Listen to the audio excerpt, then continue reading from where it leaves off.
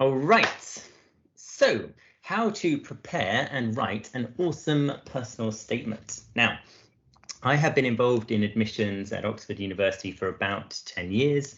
I've read literally thousands of personal statements, and honestly, most of them, and by most of them I mean sort of 90–95%, are excellent.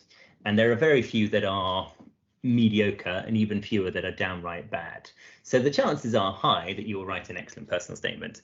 And in all honesty, personal statements rarely tip the balance for admissions success at the University of Oxford or the University of Cambridge, because we have a bit of an embarrassment of riches. We take a lot of other data from our applicants, including admissions test data and interview data, which is frankly a little bit more reliable because we know where it's come from. Of course, your personal statement could have been written by anybody, so we are a little bit nervous as to its veracity. So as such, personal statements are rarely determinative of admission success. But, and there's a very big but appended to this, first of all, personal statements are very useful for non-Oxbridge universities that take less data than we do from their applicants. And secondly, and of relevance to those of you applying to Oxbridge, if you prepare a really stonkingly good personal statement, it will make you a stonkingly competitive applicant. So there are an extraordinary range of fringe benefits from the personal statement writing process, besides the personal statement itself. Okay, you will, if you do it properly, develop your thinking skills, develop your motivations and your interests, and you will likely improve your A-level performance, your interview performance, and basically every other aspect of the admissions process. So even though in sort of strict instrumental terms, the personal statement is unlikely to make a big difference for an Oxbridge application, it will make a big difference for every other application you're making, and it will make you stronger, ironically, in all the parts of your Oxbridge application except for the personal statement itself. Okay, hopefully that makes a bit of sense. But anyway, I'll talk through it. So if it doesn't make sense now, it should make sense shortly, I would have thought. So first things first, I'm going to have to put my my glasses on. Work backwards from the deadline. So the deadline for submitting an application to Oxford or Cambridge or to medical school or dentistry school or veterinary school is the 15th of October, which is pretty early. In fact, you've got less than 3 months until that deadline. So do bear that in mind. Don't have a huge amount of time. And that is the deadline. And it's a hard deadline. So if you miss that deadline, you cannot apply this year. You have to wait until the following calendar year.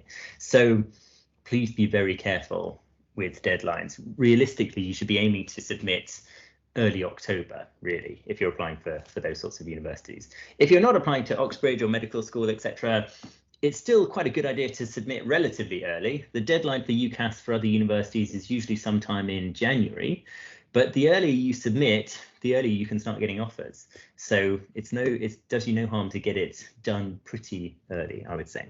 Okay. Anyway, what are we looking for when we read personal statements? So even though Oxford and Cambridge don't necessarily lean that heavily on personal statements, we do read them.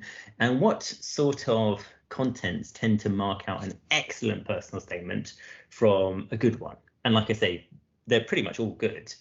But which are the ones that really sort of stick out in my mind where I think, oh, that's not just good, that's incredibly good? Well, fundamentally, an excellent personal statement answers the following 3 questions, and these 3 questions are all interlinked in a way that I will describe shortly. The first of the 3 questions is, well, why are you applying for this course? Okay, it seems pretty obvious, but your personal statement needs to address your reasons for applying for the particular course. Now, I should note, you don't need to explicitly answer this question. You don't need to say something like, I am applying for law because. What you can often do is tacitly address that question.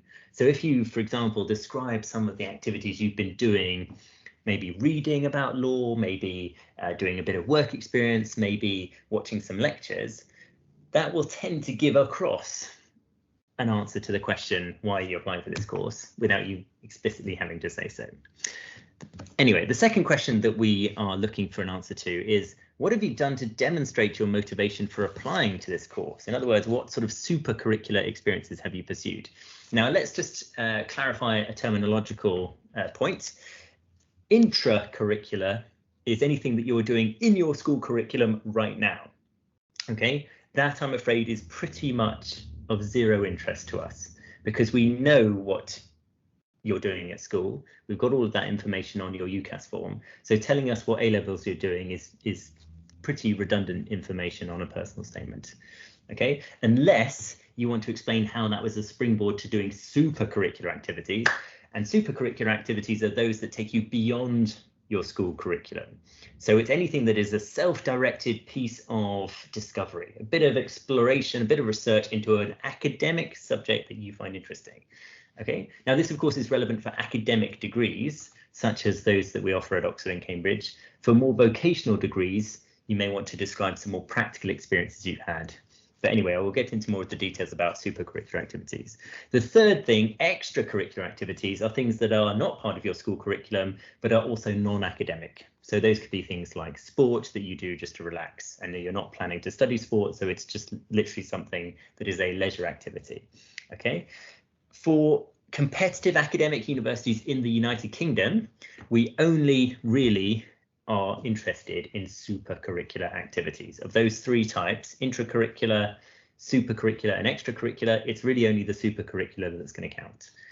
We don't make admissions decisions based on extracurricular activities because they have no bearing on your academic ability or potential, we feel. Okay, so if someone happens to have an exceptional range of extracurricular credits to their name, it's not going to make a difference. Certainly not for universities like Oxford and Cambridge, right? I have never, in thousands of admissions discussions, ever determined a decision on the basis of whether or not someone was head of the school, captain of the cricket club, any of that stuff. It's not relevant. Okay. Some universities in the UK like to see some evidence that you can manage your time, that you can work in a team, and all that sort of other stuff that would come with extracurricular activities.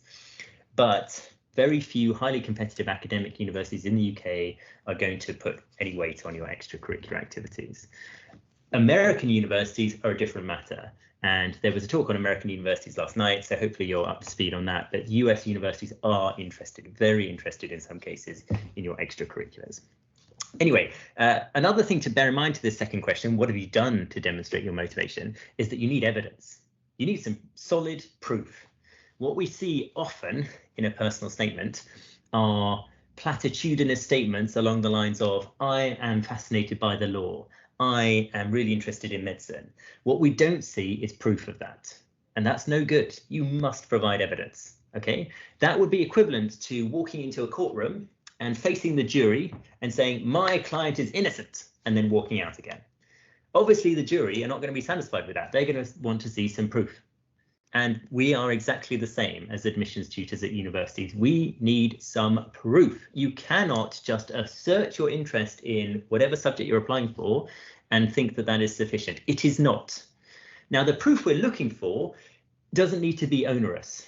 And it certainly doesn't need to cost you any money. Okay, so what we're not looking for are some sort of expensive, exclusive experiences that only the highly privileged might have access to. That's not what we're looking for. What we're looking for is someone who's taken a bit of their own time to do some research outside of their school curriculum in order to show that they are really serious about studying this degree.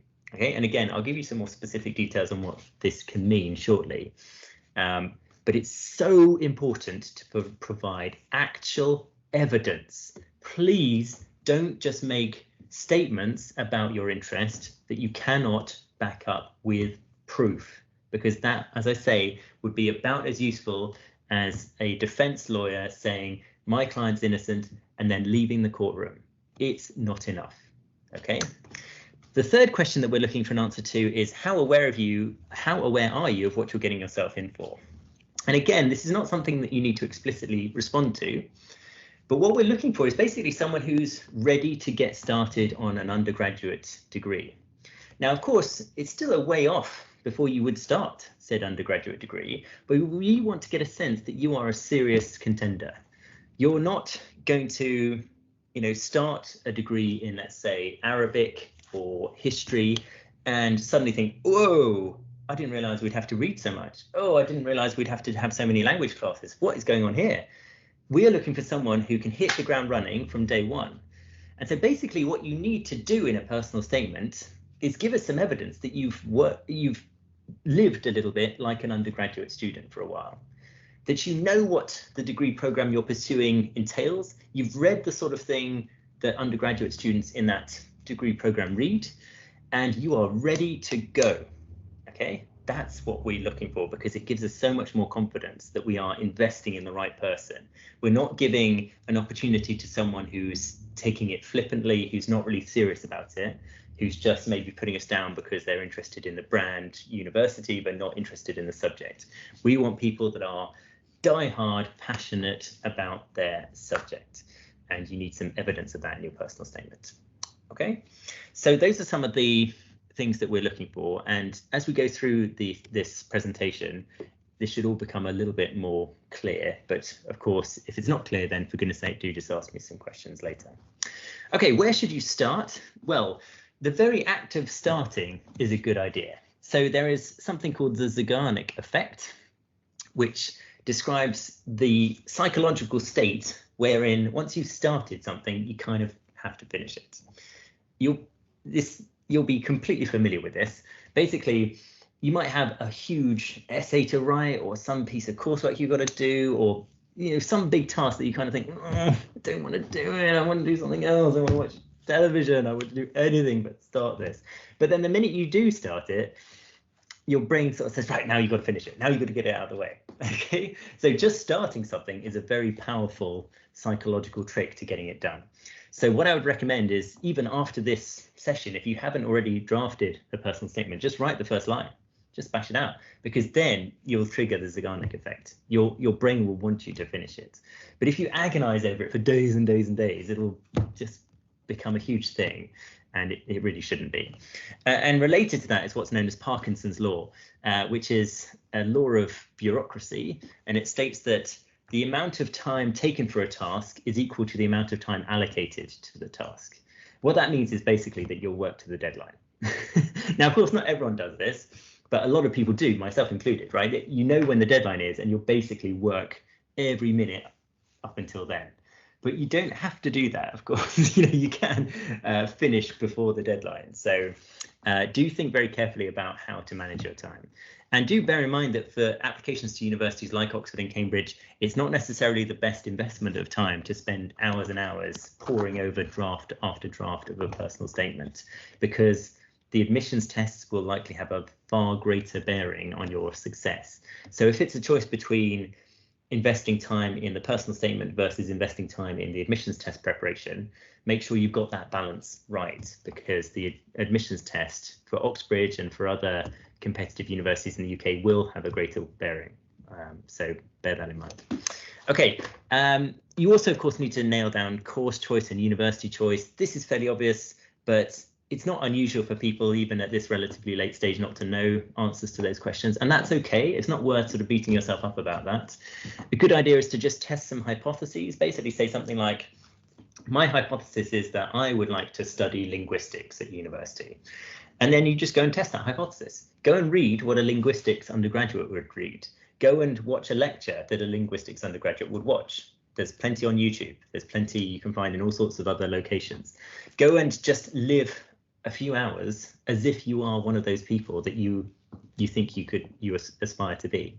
And if after that experience you think, oh God, no, I was so wrong, I don't want to be a linguistics student, then you can propose another hypothesis. Okay, now my hypothesis is that I don't want to study linguistics, but I do want to study a language. I want to study Spanish and French, and just go through the same process. Do it systematically. What a lot of people do is that they just sort of say, I don't know what I want to do, and they just freak out and freeze as if they're a rabbit in the headlights. That's absolutely the worst thing you can do, because you need to start making some decisions. Of course, in the UK, we do demand young people make quite important decisions at a relatively young age, because you can't, for example, pick lots of minor subjects and then gravitate towards a major as you could do in a US university. So we're asking you to alight on the choice of a subject that you could devote much of your life to, and that's difficult.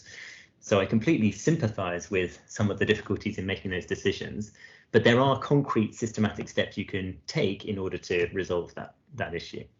And if you want to know a useful decision algorithm, it is what makes you happy is usually the best thing to do. Now, I know that sounds incredibly sort of hippy-dippy and hedonistic, but it's backed up by proper science that people that are studying what they enjoy studying do so better. It kind of stands to reason, right? If you're enjoying what you're doing, you'll do it for longer, you'll do it to a higher level, and it will typically lead to greater success. And greater success on a degree typically leads to greater success in a career. So don't just keep thinking about what's the prize at the end of all of this. Don't just keep thinking, oh, I'm trudging my way through this degree in order to do that career. You kind of need to make sure you're having fun now, not just in the future. Okay. Happiness leads to success. Success won't necessarily bring you happiness. Okay. So if you're really struggling with a choice, go with your gut and trust what makes you happy. Okay. So supercurricular activities. So this is what the main bread and butter of your personal statement needs to be focused on, right? We're not particularly interested in intracurricular activities where you tell us what you're currently doing for your A-levels or other school qualifications. We at Oxford and Cambridge aren't interested in your extracurricular activities, but other universities are, so don't completely omit those. But the typical balance that we usually advise is something like 80% of the personal statement is supercurricular, 20% is extracurricular, something like that. Okay, so how do you do it? What are you supposed to do? It's not that straightforward. Now, of course, everything that we've been covering in this summer school is supercurricular, right? Unless one of the lectures you've attended with us has been covered in your A-levels, but I think that's unlikely. So this is all supercurricular, and you can talk about attending this summer school. Now, what you don't want to do is to just sort of name drop and say, oh, I attended a Jesus College summer school, so, you know, I look forward to your letter of welcome. You know, you need to tell us what you did, tell us what you thought about it. One of the most important secrets to a good personal statement is that it needs to be personal. Now, this sounds sort of annoyingly obvious, but most personal statements are not personal. Now, what I mean by that is that people will give us a list of various things that they've done, but they don't give us any analysis. They don't tell us what they thought of those things they did. Okay, so for a concrete example, I was reading a couple of personal statements a while ago for the degree of Politics, Philosophy and Economics, or PPE at Oxford, right? And these two applicants side by side had some superficial similarities. Both of them were interested in the writings of Karl Marx, the philosopher, and they had both spoken about reading some of Karl Marx's works. Now, in one instance, a young lady listed a very long and impressive range of books that she had read of Karl Marx's. So it was just a good old list, like bang, bang, bang, bang. I've read this, this, this, and this. You know, in terms of the quantity, it was wildly impressive. We're talking tens of thousands of pages that she had allegedly read whilst doing her A-levels. The thing is, it was literally just a list of books. It was like a bibliography. There was no sense at all as to what she took away from those books. No sense of personality. It was just, I've read these books. Bang, bang, bang, bang, bang, bang, bang. That was it. No, it's not a personal statement. Okay. On the other hand, the other young lady that was interested in Karl Marx's writings told me about a particular chapter in one of Karl Marx's books, Capital, Volume 3, in case you're wondering. And she spoke in some detail about this one chapter. So in quantitative terms, much less impressive, because we're talking about 50 pages as opposed to tens of thousands of pages. But this latter applicant actually gave me some of her thoughts on this chapter.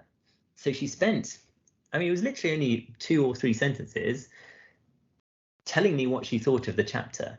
And that was vastly more interesting to me than someone that just gave me a shopping list of books. Because all of a sudden I got a sense not only of someone who has done some reading that they have directed themselves through, you know, she's chosen something she wants to read because she's interested in it. She's gone and read it, but she's also thought about it, and she's told me what she thinks about it. Now, you don't need to come up with some sort of, you know, groundbreaking new observations about Marxism that no one else has come up with. Your thoughts can be half-formed, they can be tentative, that's absolutely fine. But we want to have some sense that you're willing to talk about these things, because university is not where you just go and read books. It's where you read books, or you do problem sets, or you go to laboratories, and then you analyze what you've done, and then you try and tell us about the significance of what you've seen. and you try and share your thoughts on it. That's what university is about. That's the skill that we're trying to develop. So we need to see some evidence that you're willing to do that now. So please try and make your personal statements personal by reflecting on what you've read and not just telling us what you've read, okay? Basic distinction is between description and analysis. If you describe what you've read, you just say, I've read this stuff. That's not good enough. If you analyze what you've read, now we're talking. Now we've got a personal statement, okay? So nonetheless, I still need to describe how you can actually go about sort of proceeding. Well, one good idea is to just do some research on a topic that you care about. And it can be, I mean, obviously it's ideal if it's at least vaguely related to the subject you're interested in, but it doesn't need to be sort of four square relevant. It can be that it just sort of drifts into various other subjects. And in line with what we've been saying in previous sessions, it's completely fine to just unlock your inner curious child, your inner toddler, and allow them to come up with a question for you. So if you start with a specific question, the sort of question that a toddler might ask about the mysteries of the universe, you can pursue that for your researching, for your reading, for your watching of lectures, for your whatever, and then you can think about it and reflect on it. So here's a few examples of toddler-esque questions that I've come up with that if I had the time, I would love to find answers to. So why do we dream? Might be of significance if you're thinking of applying for psychology. What's the point of consciousness? Might be of interest to prospective philosophers. Do phones get heavier when you download new apps onto them?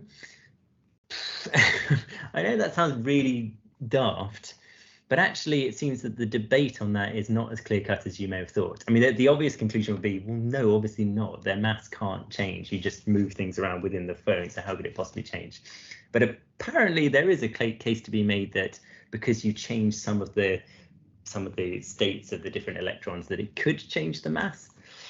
Anyway, this is what I'm talking about, right? It's a sort of slightly odd, childish question, but it's potentially fascinating, and it'll get you into the weeds of some really interesting, in this case, physics. Why does water feel wet? Is kind of weird and interesting, I think. How does the sea get salty but not get too salty, such that you kill all the fish? What is the best description of confusion in literature? Is it possible to be authentic, or are we all basically just fakes and we're all just copying someone else? And what came first, the flower or the honeybee, which is a bit of a riff on the old chicken and egg problem.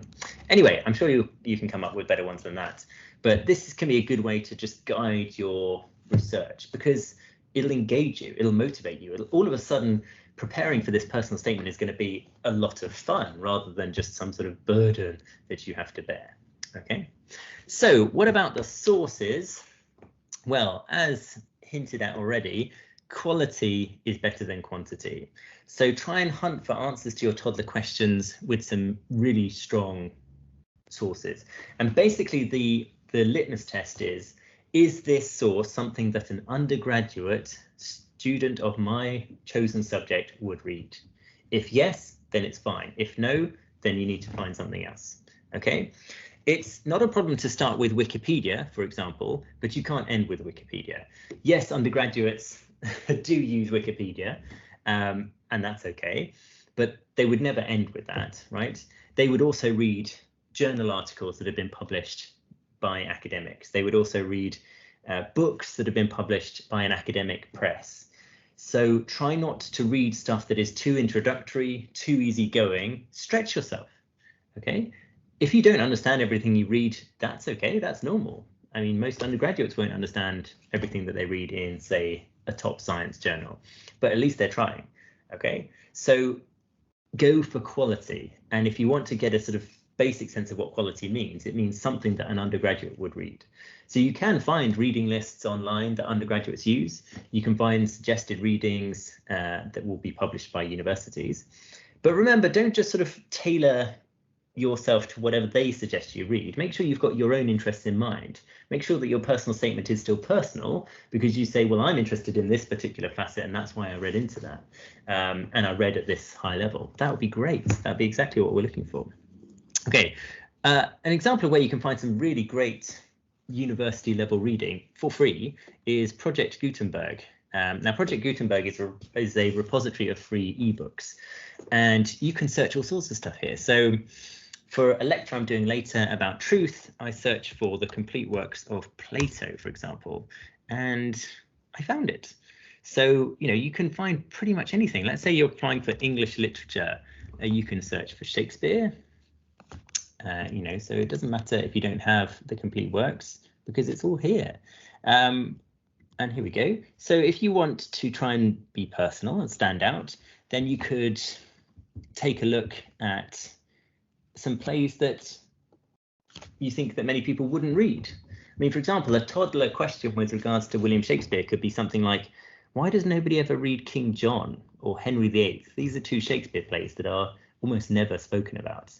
Why? My inner toddler's thinking, what's wrong with them? Are they just like really crap Shakespeare? I mean, probably not, but there must be some reason why we don't read them. So that would be a pretty interesting toddler question, and that would instantly help you stand out in a personal statement. If you wrote in a personal statement, oh, I'm interested in Macbeth, I mean, good, I guess, but everyone's interested in Macbeth. That's not really helping us get to know you as an individual. If you're interested in some specific facet within Macbeth, maybe the style or the use of language or the structure of the play, that's getting better. But if you just say, I'm interested in Macbeth, well, yeah, welcome to the club. I mean, we're all interested in Macbeth. So try and have a bit of personality, try and be a bit individual about it. There's also these days, of course, hugely useful video sources on YouTube, including so channels like Vsauce. If any of you are interested in natural sciences, physics, chemistry, engineering, etc., Vsauce is excellent. If any of you are interested in studying law, you can go and watch the proceedings of the United Kingdom Supreme Court on YouTube. So they upload videos regularly, including their official judgments. So these days, you don't even need to go to the public galleries of these courts. You can just go there virtually online, and it's completely free. So I would highly recommend you check those out. So let's say, for example, you're interested in law and you decide that your toddler question is, why is the world still so unfair? You can go and look up case law that is relevant to questions of justice, natural justice, fairness, equality, human rights, and go and watch some of those and keep digging into the weeds a bit, maybe sort of try and clarify what you mean by unfair in what particular way, and just pursue that line of thought and see where it takes you.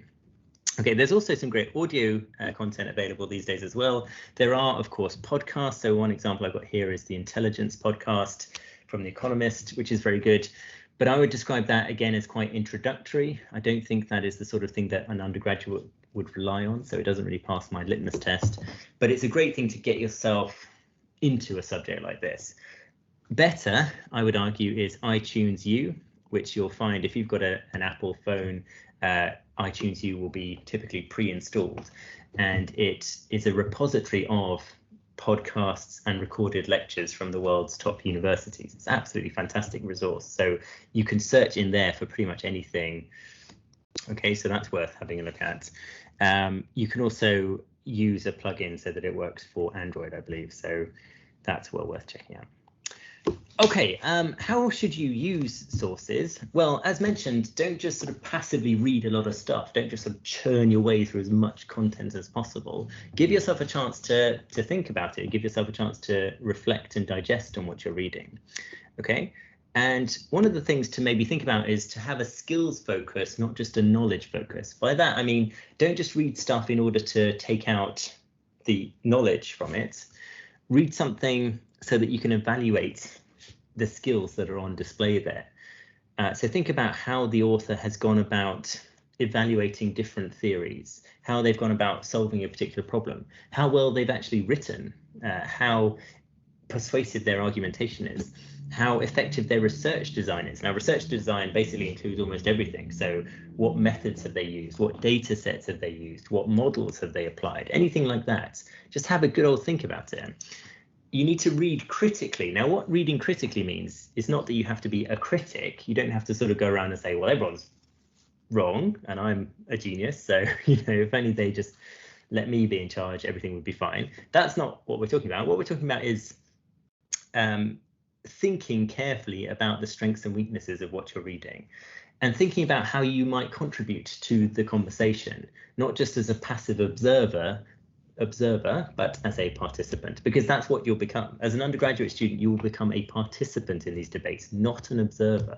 And again, if you can show some willing now, that's so reassuring to admissions tutors like myself. So for example, your toddler question could be something like, why were we locked down in 2020? Why did that policy ever get implemented?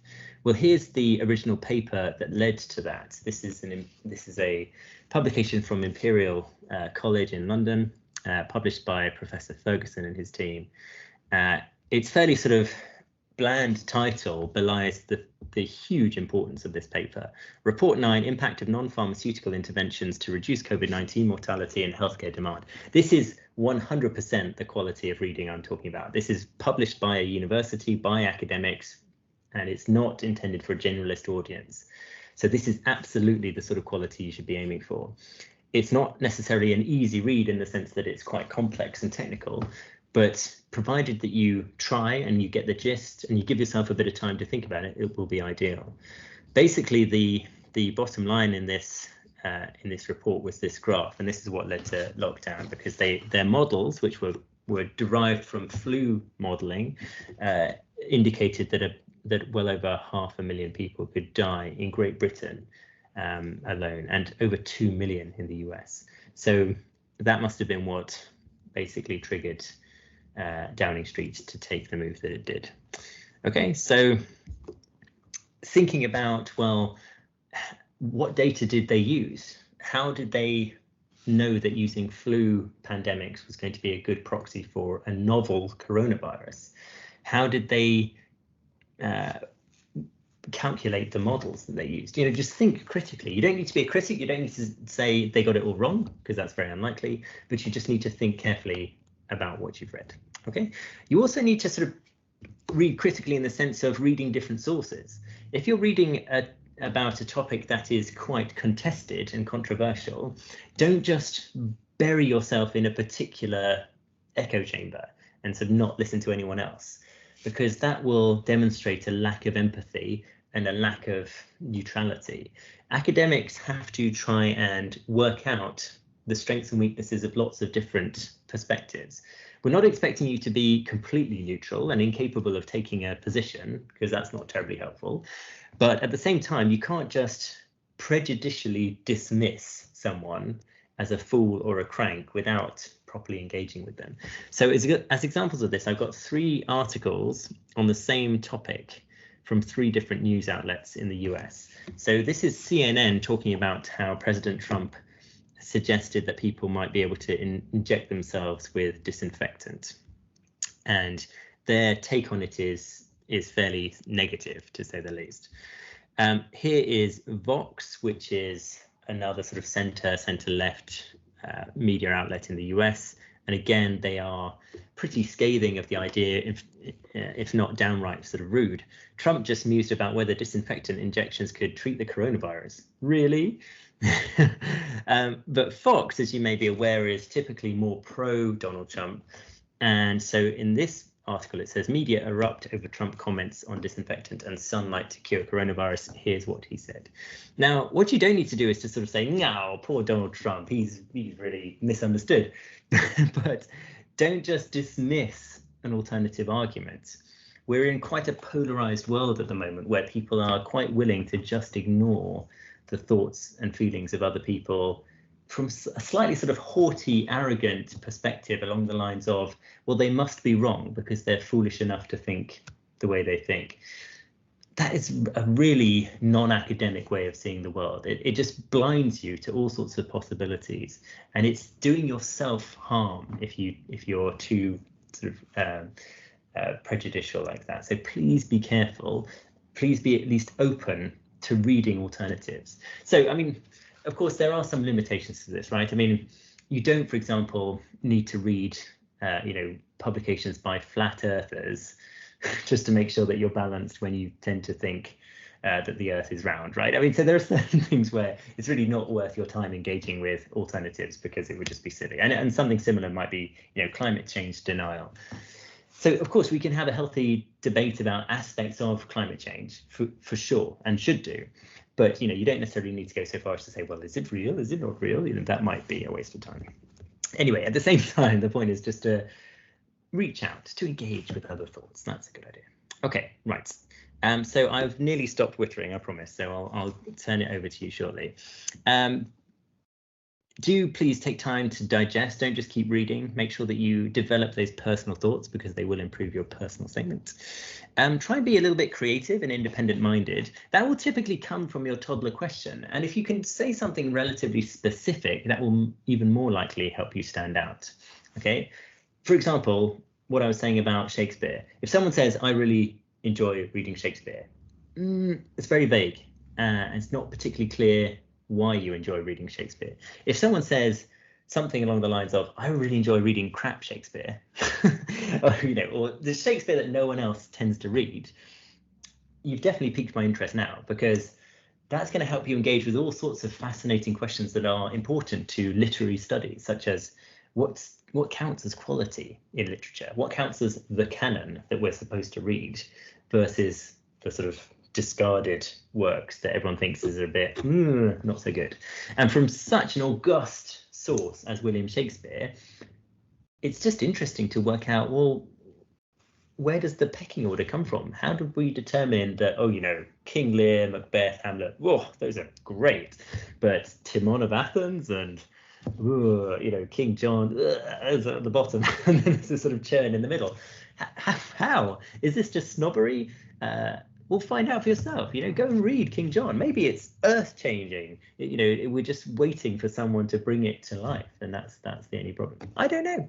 I haven't read it, so I can't tell you. Anyway, be creative. Also, try and stay motivated, right? And remember what I said earlier about happiness. Happy people are more successful. So if you're pursuing a toddler question that you find interesting and you care about, you'll do it for longer and you'll do it better. And you've got to think about your motivation, because if you start doing something that is disengaging or even alienating, you'll stop doing it. So do be very careful and mindful of that, because it just will hurt you in the long run. Okay, right. So these are openings to personal statements. So there are 4 options. Tell me which one you think is the best, okay? And then I'll explain which one I think is the best. These were all written by me, by the way, so don't worry, I'm not sort of breaching anyone's confidence in. So option 1, mathematics is discovered, not made. Step by step, human beings have revealed mysteries of the universe through the beauty of integers. Okay. Option 2, as a child, I looked on doctors as superheroes. They even saved my life. Now I want to be a superhero and give back. That's why I am applying to study medicine. Okay. Option 3, I became interested in law only recently when I read a case from Germany about a government's right to shoot down aircraft. From that point, I was hooked. Okay. And option 4, material science is a combination of physics, engineering, chemistry, and maths. As these are my A-levels, I feel it is the perfect degree for me. Okay, get voting, everyone. Tell me what you think. Oof, okay, strong start for option 1. Option 3 is getting a bit of love, but not as much. Okay, I'll give you 10 more seconds.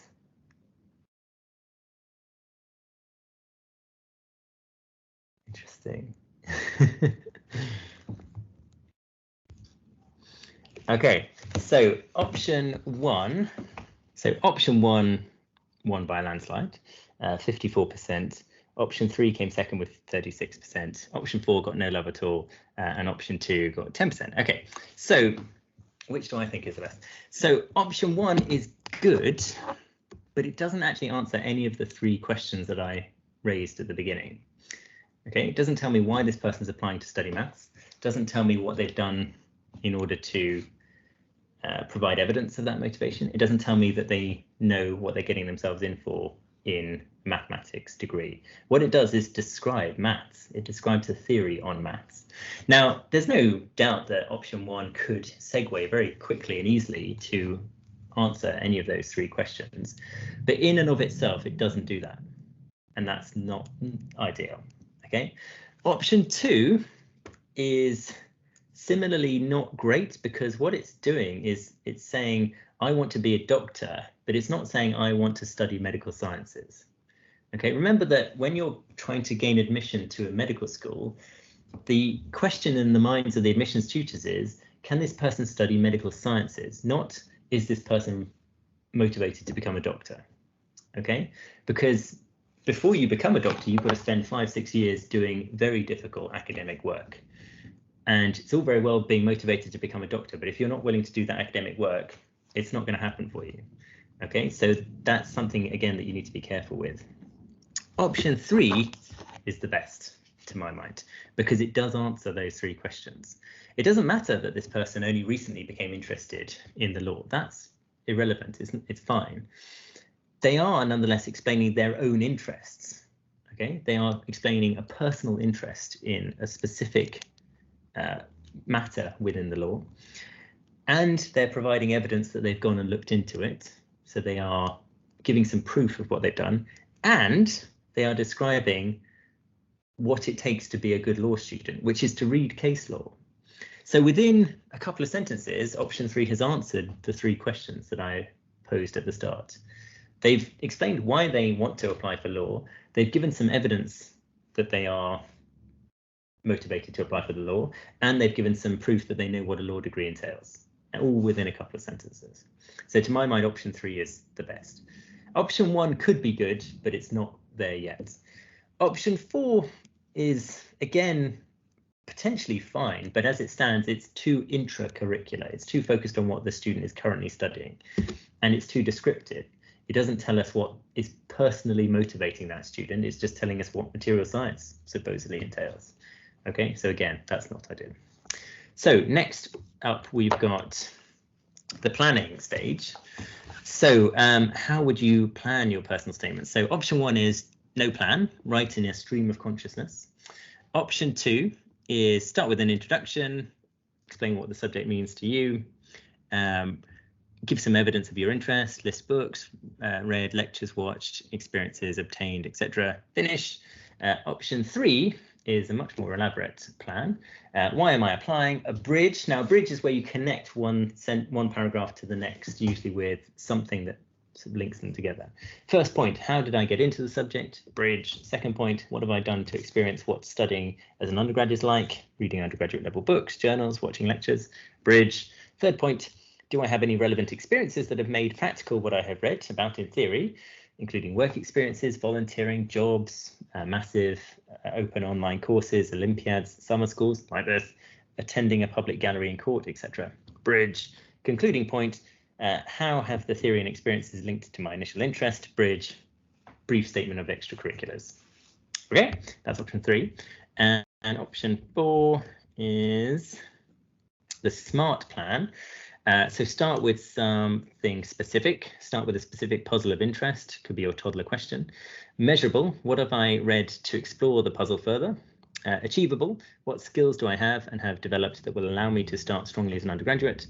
Relevance, what is the relevance of the research and skills I have for the undergraduate degree? Time bound, how do I manage my time? How much have I read, watched, experienced whilst pursuing extracurricular interests? Okay, so those are your 4 options. Okay, it's a strong lead for option 4 so far. Okay, I'll give you 5 seconds. 5, 4, 3, 2, 1. Okay, so option 4 is strongly in the lead with 62%. Option 3 at 33%. Okay, so I'll better stop that one this time. Okay, so I think that option 3 is the better one. But option 4 is decent. So option 4 would certainly do the job. The reason that I prefer option 3 is simply because it's got bridging points and is quite clearly structured so as to answer the 3 questions. Answering, why am I motivated to study this? What proof do I have that I have that motivation? And do I know what I'm getting myself in for? And it's more clearly sort of linked together in order to make it more coherent. Option 4 could achieve much of that, so I would be very happy with option 4. I think the key point is basically there has to be a plan, there has to be a structure. What so often happens in personal statements is that they are unstructured and therefore very difficult to read, or they are very loosely structured, such as would be the case in option 2. It just makes everything harder to understand and harder to read. You know, you're trying to basically put on a platter all of the information that these people need to make a decision about you. So don't make it difficult for them, for goodness sake. Make it easy to extract that information as quickly and as efficiently as possible. And that means a plan. You've got to have a plan. Fail to plan to fail. It's an old adage, but it's a good one. Okay, so that's the plans. What's next? So supercurriculars. How should you describe your supercurriculars? Okay, so first up, option 1, to enrich my interest in classics. I've read all 6 volumes of Gibbon's Decline and Fall of the Roman Empire. I've also read all 7 of Aeschylus's tragedies, and I've read the histories by Herodotus. Option 2, to find out what it means to be a critical reader of literature, I deliberately chose works that are not considered to be great. Shakespeare's King John, for example, is, I believe, woefully underrated. It's clearly difficult to stage, but it gives insights into the youngish bard's early attempts at structure, pacing, and verse style. Option 3, to find out more about philosophy, I read the very short introduction to ethics and Jonathan Wolff's introduction to political philosophy. And finally, option 4, I regularly read scientific publications, including The New Scientist and Scientific American. I read an article about disease modeling, and it made me think that some models are over-reliant on computed simulations, and what is really needed is more data. Okay, so let me know your thoughts. Option 2 is taking a very strong lead. Option 4 is a contender. No one likes option 1 or 2 or 3, or one person for option 3. Okay, I'll give you 5 seconds. 5, 4, 3, 2, 1. Okay, so it's a pretty clear and decisive win for option 2. All right, so let's have a look. Yes, I agree. I think option 2 is the best one. So option 1, what's the problem with option 1? Well, it's what I described earlier. It is a shopping list. It's a very impressive shopping list, for sure. You know, if someone had indeed read all of this stuff, that would be wildly impressive, whilst doing their A-levels. But I don't know what they think about any of it. They've just told me they've read it. So it's not a personal statement, it's just a statement. So it could be good, but at the moment it's not good enough.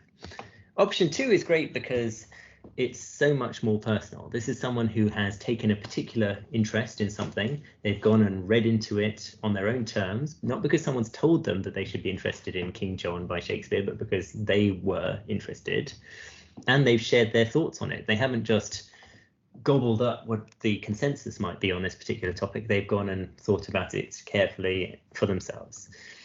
You know, imagine what might happen to someone who'd written option 2 in an interview. The interviewers already have questions they want to ask. They already have things they can discuss with this person because this person's shared their thoughts. Tell me more about what you think about King John. A really fascinating point, right? It's a gift to an admissions tutor, so it's so much better. Okay, option 3 is no good because it's not the right reading level, and we see this an awful lot. I mean, it's depressingly common to see references to the very short introduction series. Undergraduates don't read that stuff. I mean, they might, but only to start climbing the foothills of a problem. But, you know, to say I want to study philosophy for 3 years and so I've read a very short introduction to it, that's terrifying. That, to an admissions tutor, sounds like you haven't got a clue what you're getting yourself in for. You're going to come along on day 1 of my undergraduate program and you're just going to freak out when I show you what the real reading list looks like. Right, the reading list for one of my papers, one of my modules for Oxford Politics, for comparative government, the reading list is 100 pages long. The reading list. If you read something as short as the very short introduction and then you're confronted with a 100-page reading list, you're going to have some sort of, you know, incident. It's going to be very discombobulating. That's why admissions tutors want to get a sense that you know what you're getting yourself in for. This person in option 3 hasn't got the foggiest what they're confronted with by taking a philosophy degree. They just can't possibly if that's all they've read.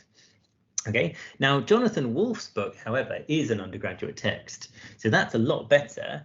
But it's the sort of text that is splattered across, suggested reading lists of university websites everywhere. So it's not showing a great degree of self-direction or self-motivation. It's showing someone who just does what they're told, basically. And remember, we're looking for self-starters, people that are motivated to study the subject because they care about it, not just because someone's told them, oh, you should kind of look into this. Okay. Option 4 is decent for sure.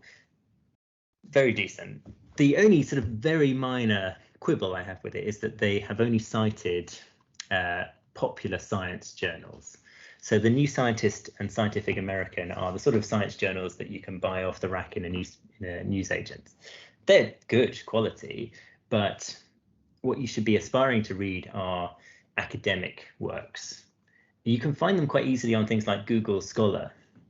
So if you go to Google and you search for Google Scholar, you'll get a new search bar, and in that you can search for whatever you want, and you'll come up with loads of academic journals, some of which will be free to access, some of which will not.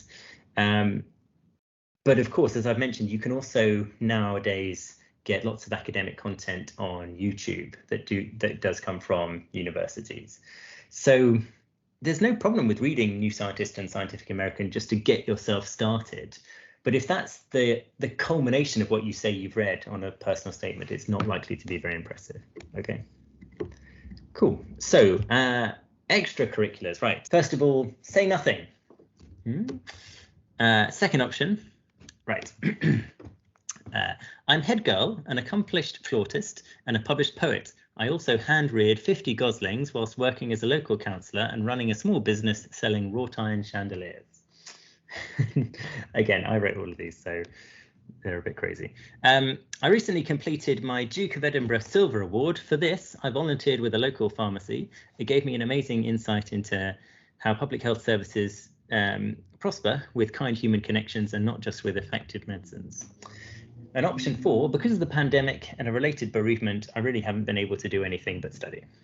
Okay, what do you think? How would you vote?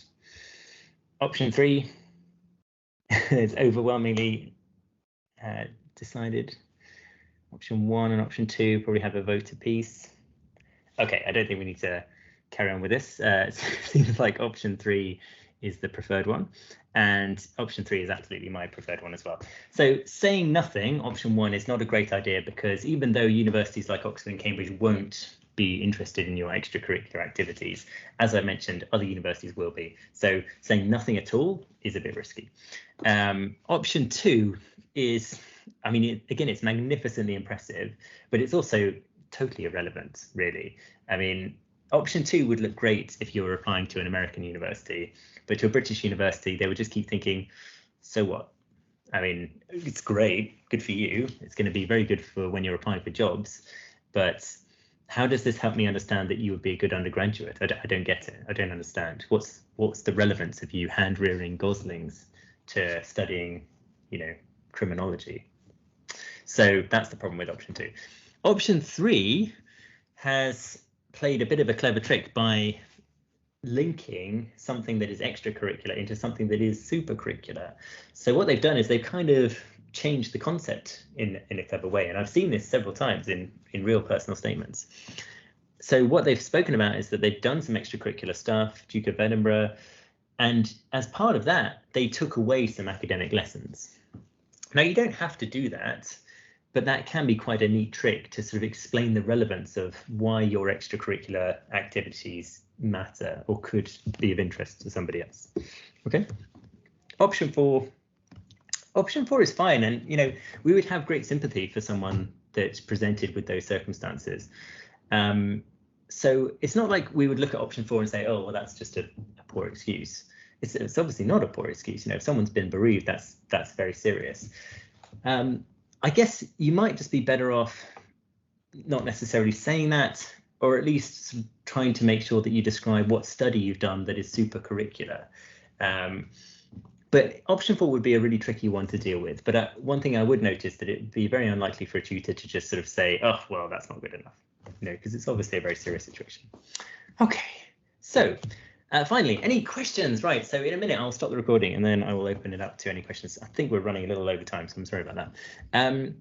First of all, do you actually read the personal statements? Yes, we do, but we read them fast. And by fast, I mean 20, 30 seconds apiece. How much time should I spend on it?